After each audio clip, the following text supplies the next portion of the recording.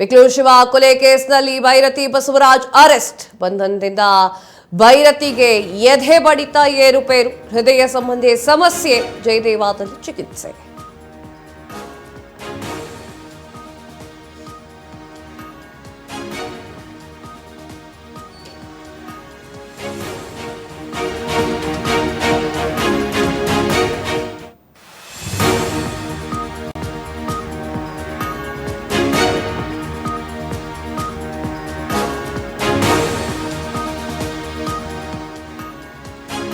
ಬೆಂಗಳೂರು ಶಿವ ಕೊಲೆ ಕೇಸ್ನಲ್ಲಿ ಭೈರತಿ ಬಸವರಾಜ್ ಅರೆಸ್ಟ್. ಬಂಧನದಿಂದ ಭೈರತಿಗೆ ಎದೆ ಬಡಿತ ಏರುಪೇರು, ಹೃದಯ ಸಂಬಂಧಿ ಸಮಸ್ಯೆ, ಜಯದೇವಾದಲ್ಲಿ ಚಿಕಿತ್ಸೆ.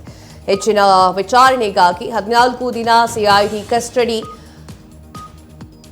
ಇನ್ನು ಮತ್ತೆ ವೈದ್ಯಕೀಯ ಪರೀಕ್ಷೆ ನಡೆಸಲಿರುವಂತಹ ವೈದ್ಯರು. ಎಸ್ ವೀಕ್ಷಕರೇ, ಬೆಂಗಳೂರು ಶಿವ ಪ್ರಕರಣ ಕೊಲೆ ಕೇಸ್ನಲ್ಲಿ ಭೈರತಿ ಬಸವರಾಜ್ ಅವರು ಅರೆಸ್ಟ್ ಆಗಿದ್ದಾರೆ. ಏನಾಯ್ತು ಕತೆ? ಬೆಂಗಳೂರು ಶಿವ ಅವರ ಕೊಲೆ ಆಗುತ್ತೆ. ಆ ಕೊಲೆಗೆ ಸಂಬಂಧಪಟ್ಟಂತೆ ಭೈರತಿ ಬಸವರಾಜ್ ಅವರ ಹೆಸರು ಕೇಳಿಬರುತ್ತೆ. ಭೈರತಿ ಬಸವರಾಜ್ ಹೆಸರು ಕೇಳಿಬಂದ ತಕ್ಷಣ ಅವರು ಜಾಮೀನು ಬೇಕು ಎನ್ನುವಂತಹ ನಿರೀಕ್ಷಣಾ ಜಾಮೀನು ಅರ್ಜಿಯನ್ನ ಕೊಡ್ತಾರೆ.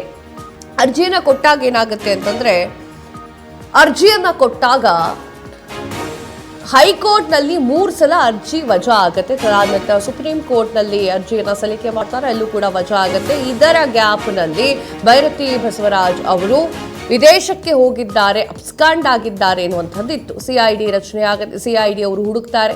ಸಿಐಡಿ ಹುಡುಕಿದ ನಂತರ ಎಲ್ಲೂ ಕೂಡ ಸಿಗೋದಿಲ್ಲ. ಮಹಾರಾಷ್ಟ್ರ, ಕೇರಳ ಅಂತ ಹೇಳಿ ಸಾಕಷ್ಟು ಕಡೆಯಲ್ಲಿ ಮಾತುಗಳು ಕೇಳಿ ಬಂದಿತ್ತು. ಕಡೆಗೆ ದುಬೈನಲ್ಲಿದ್ರು ಅನ್ನೋ ವಿಚಾರ ಗೊತ್ತಾಗುತ್ತೆ. ತದಾದ ನಂತರ ನಿರೀಕ್ಷಣಾ ಜಾಮೀನು ಯಾವಾಗ ಕ್ಯಾನ್ಸಲ್ ಆಗುತ್ತೋ ಆಗ ಭೈರತಿ ಬಸವರಾಜ್ ಬರಲೇಬೇಕಾಗುತ್ತೆ, ಬಂಧನಕ್ಕೆ ಒಳಗಾಗಲೇಬೇಕಾಗುತ್ತೆ, ಬೇರೆ ಆಪ್ಷನ್ಸ್ ಇರೋದಿಲ್ಲ. ಸೊ ಆ ಒಂದು ಕಾರಣಕ್ಕಾಗಿ ಭೈರತಿ ಬಸವರಾಜ್ ಅವರು ಬಂದರು. ಅರೆಸ್ಟ್ ಕೂಡ ಮಾಡಲಾಯಿತು. ತದಾದ ನಂತರ ಹಾಗೆ ಕೋರ್ಟ್ಗೆ ಸಬ್ಮಿಟ್ ಮಾಡಲಿಕ್ಕೆ ಆಗೋದಿಲ್ಲ. ಮೊದಲು ಅವರ ಆರೋಗ್ಯ ಚಿಕಿತ್ಸೆಯನ್ನು ಮಾಡಲೇಬೇಕಾಗತ್ತೆ. ಸೊ ಆ ಒಂದು ಕಾರಣಕ್ಕಾಗಿ ಆರೋಗ್ಯ ಚಿಕಿತ್ಸೆಯನ್ನು ಮಾಡಿದ್ರು. ತದಾದ ನಂತರ ಹೃದಯ ಸಂಬಂಧಿ ಕಾಯಿಲೆ ಇರುವಂತಹ ಕಾರಣಕ್ಕಾಗಿ ಜಯದೇವಾದಲ್ಲೂ ಕೂಡ ಚಿಕಿತ್ಸೆ ಮಾಡಲಾಯಿತು.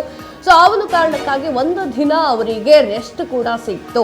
ತದಾದ ನಂತರ ಇವತ್ತು ಕೋರ್ಟ್ ಮುಂದೆ ಹಾಜರುಪಡಿಸುವಂತಹ ಸಾಧ್ಯತೆಗಳು ಹೆಚ್ಚಾಗಿ ಕಂಡು ಬರುತ್ತೆ. ಮುಂದೆ ಏನಾಗುತ್ತೆ ಆ ಕೇಸ್ನಲ್ಲಿ ಕಾದು ನೋಡಬೇಕು.